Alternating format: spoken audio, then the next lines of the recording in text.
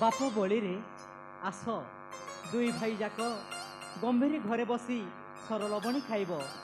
ମୁଁ କେତେବେଳୁ ଖଣ୍ଡ କ୍ଷୀର ସର ମିଶେଇ ତୁମ ଦୁହିଁଙ୍କ ପାଇଁ ଥୋଇଛି।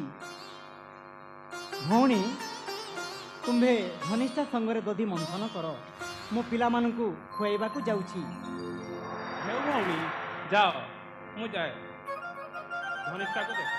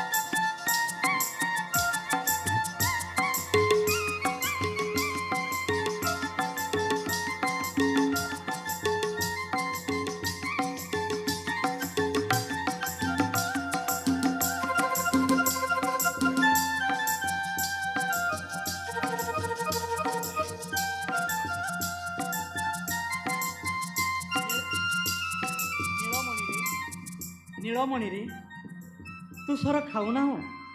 ଦେଖିଲୁ ତୋ ବଡ଼ ଭାଇ କିପରି ମୋ ହାତରେ ଆନନ୍ଦରେ ସର ଲବଣୀ ଖାଉଛି। ମୋ ସୁନା ପୁଅଟା ପରା, ଖା, ଏଇ ଟିକିକ ଖାଇଦେ। ନାଇଁ ମା, ମୁଁ ସର ଖାଇବି ନାହିଁ। ମା, କାହ୍ନୁ ସର ଖାଇବ। ମା, କାହ୍ନୁ ସର ଖାଉ ନାହିଁ।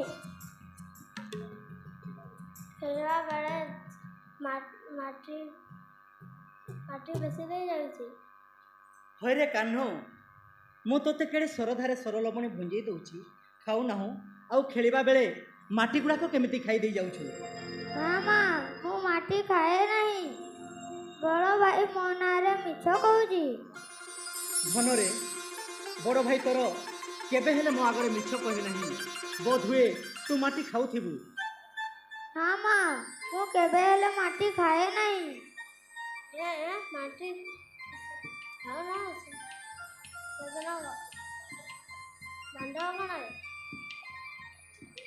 ବଳିରେ କୃଷ୍ଣ ମାଟି ଖାଇବାର ମୋତେ ଦେଖାଇ ଦେଇ ପାରିବୁ ନା? କାହ୍ନୁ, ଆଜିଠାରୁ ମନେ ରଖିଥା, ଆଉ ଯେପରିକି ମାଟି ଖାଇବାର କଥା ମୋ କାନରେ ନ ଶୁଣେ। ଆଉ ଯେବେ ତୁ ମାଟି ଖାଇବାର ମୁଁ ଶୁଣେ, ତାହେଲେ ମୋ ଛାଟ ଆଉ ତୋ ପିଠି। ହଁ ମା, ତୁ ଯାହା କହିଲୁ ସତ, କିନ୍ତୁ ତୁ ଯେଉଁ ସର ଲବଣୀ ମୋତେ ଖାଇବାକୁ ଦଉଛୁ, ସେ କ'ଣ ମାଟି ନୁହେଁ? ସେ କିପରି ମାଟି ହେବ? ସେ ତ ଗୋରସ। ମା, ତୁ ଜାଣି ଶୁଣି ଅଜଣା ପରି ହେଉଛୁ କାହିଁ? ବୁଝିଲୁ ଭଲା, ମାଟିରୁ ଘାସ ଜାତ ହେଲା। ସେ ଘାସକୁ ଗାଈମାନେ ଖାଇଲେ ଦୁଧ ହେଲା, ସର ହେଲା, ଲବଣୀ ହେଲା, ଘିଅ ହେଲା। ମାଟି ନଥିଲେ ଏହା ସବୁ ହୁଅନ୍ତା କି ମା? କାହ୍ନରେ, ତୁ ଏତେ ଜ୍ଞାନ କାହିଁ ଶିଖିଲୁ ଧନ? ଆହା, ବଡ଼ ହେଲେ ତୁ ଗୋଟିଏ ପଣ୍ଡିତ ହେବୁ। ଧନମାଳି, ମୋ କଥା ମାନି ଏଇ ସର ଟିକିକ ଖାଇଦେ। ହଉ ମା, ଦିଅ।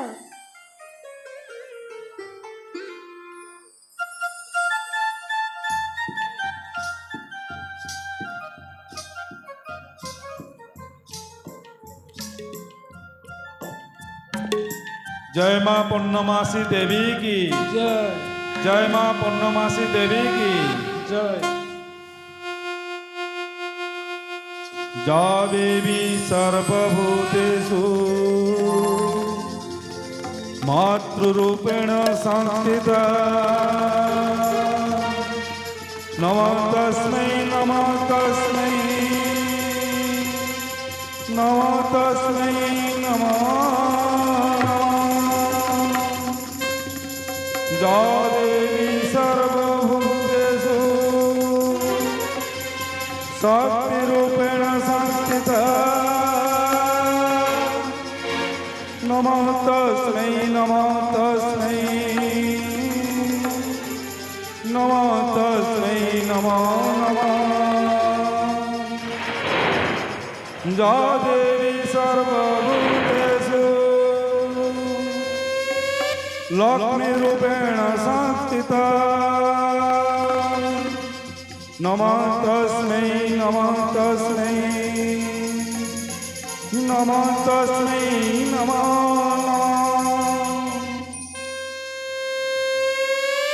या देवी सर्वभूतेषु भक्तिरूपेण संस्थिता नमः तस्मै नमः तस्मै नमः तस्मै नमः नमः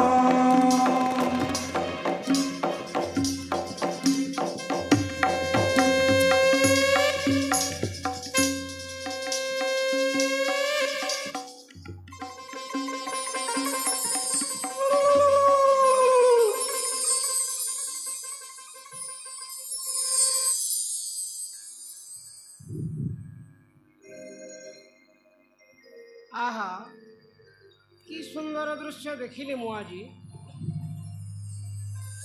यशोवती धन्य तुम्हर पूर्व पुण्य फल जहा किए सुकुमार पुत्र पाइछ।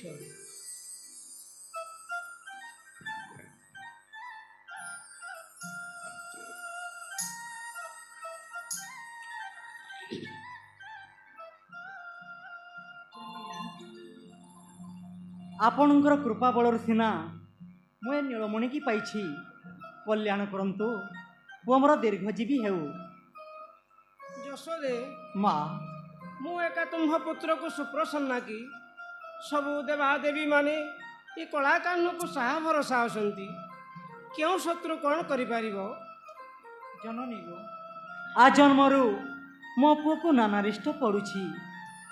ତେବେ ଆପଣଙ୍କର ଶୁଭ ଦୃଷ୍ଟି ଥିବାରୁ ସବୁ କିପରି କୁଆଡ଼େ ଘୁଞ୍ଚି ଯାଉଛି। ଏହି ଅନୁଗ୍ରହ ଚିରଦିନ ଥାଉ ମା। ଯଶୋଦେ ମା ବୃଷଭାନୁଙ୍କ ରାଣୀ କୀର୍ତ୍ତିଦା ପରା ତୁମ୍ଭର ଭଉଣୀ ଅଟନ୍ତି। ହଁ ଗୋ ମା ସେ ମୋର ସ୍ନେହର ଭଉଣୀ। ତାଙ୍କ କୋଳରେ ଯେଉଁ ସୁନା ପିତୁଳି ଝିଅଟି ଅତି ଅଳିଅଳ ହୋଇ ପଡ଼ୁଛି ତାକୁ ଏ କଳାମାଣିକ ସଙ୍ଗେ ବିବାହ କରାଇଲେ ହୁଅନ୍ତା ନାହିଁ କି? ହଁ କାହିଁକି ନ ହୁଅନ୍ତା। ମୁଁ ତ ମନେ ମନେ ଏକଥା କେତେଥର ପାଞ୍ଚେ। ଯଦି ଭଗବାନଙ୍କର କରୁଣା ଥାଏ ତେବେ ସିନା ମୋ ଶ୍ୟାମ ସୁନ୍ଦରକୁ ସେ ଆଜନ୍ମମୟୀ ସୁକୁମାରୀଟି ଘଟିବ।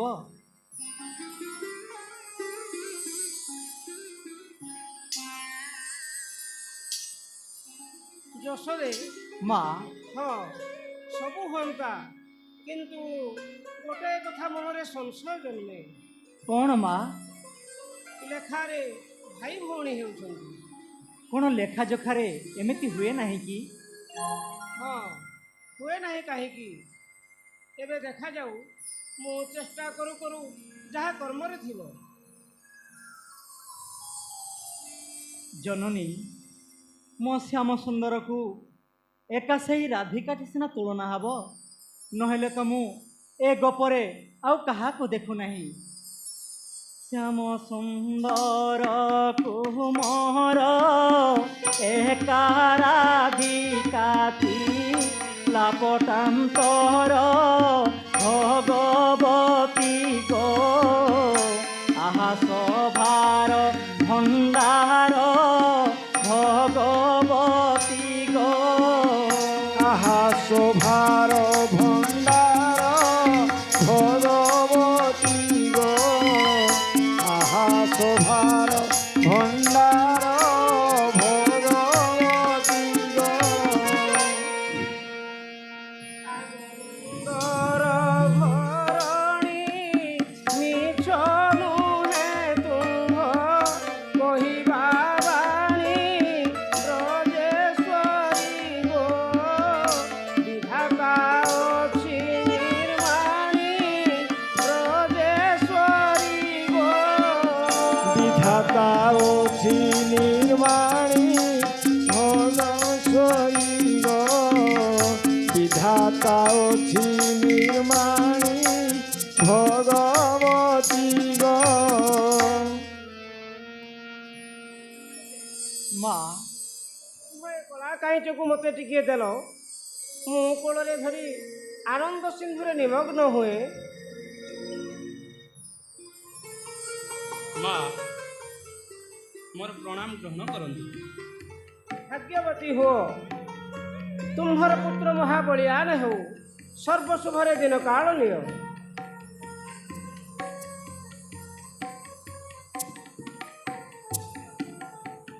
ଜନନୀ ଆସନ୍ତୁ, ପାକଶାଳ କିଛି ଗରସ ମଣ ହିଁ କରିଯିବେ।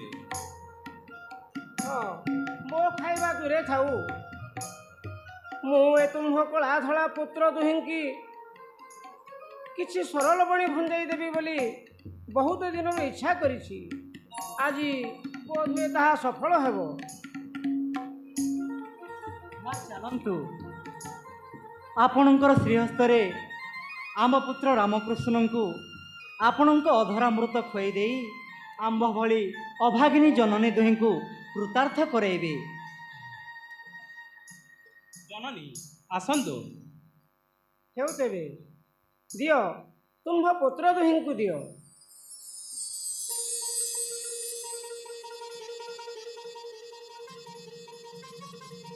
ନିଅନ୍ତୁ ନିଅନ୍ତୁ ମା, ଆପଣଙ୍କ ଶ୍ରୀହସ୍ତରେ ଆମ ନୀଳମଣି ସରଳମଣି ଖାଉ। ଯା ଆଇଙ୍କ କୋଳକୁ ଯା।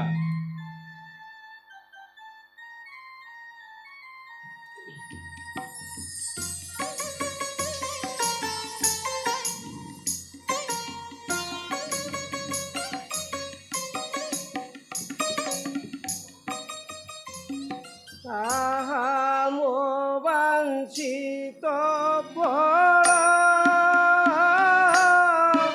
ମିଳିଗଲା ଆସି,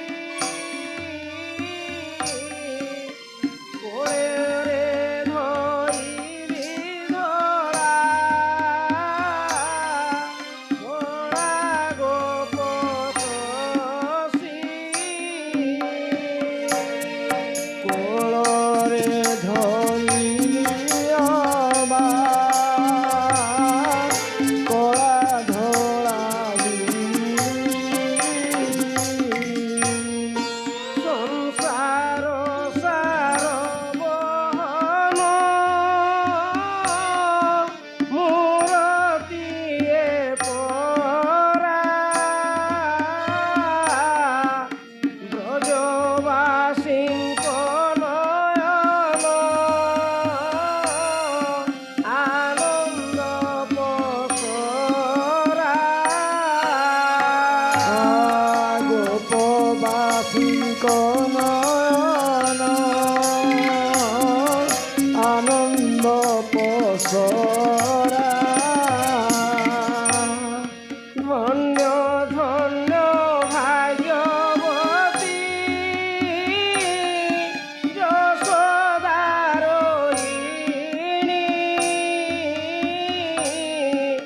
ସୁପୁଣ୍ୟ ବଡ଼ୁ ପାଇଛ ଏ ତୁମର ବେଣୀ। ସୁପୁଣ୍ୟ ବଳୁ ପାଇଛ ଏ କୁମର ମଣି। ଧନ୍ୟ ଧନ୍ୟ ଧନ୍ୟ ମୋର ପୂର୍ବ ପୁଣ୍ୟ ଫଳ, ମୋ ହସ୍ତେ